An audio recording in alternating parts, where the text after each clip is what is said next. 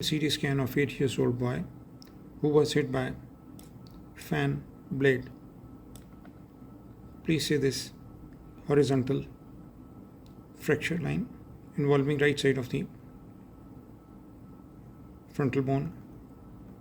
It is linear here, it's widened here, multiple bone fragments which are dipping deep down into the adjacent brain tissue. I will show you his CT scan of brain. Now there is hemorrhagic laceration of the right frontal lobe.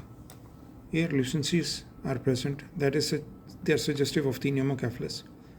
Please observe slightly hypodense areas along with the hypodense areas, this one here, this one here, suggestive of hemorrhagic lacerations and contusions. Now the bone fragments, they are displaced medially into the brain parenchyma.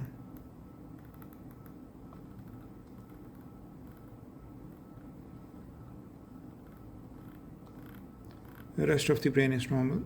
Let me show you the bone window details.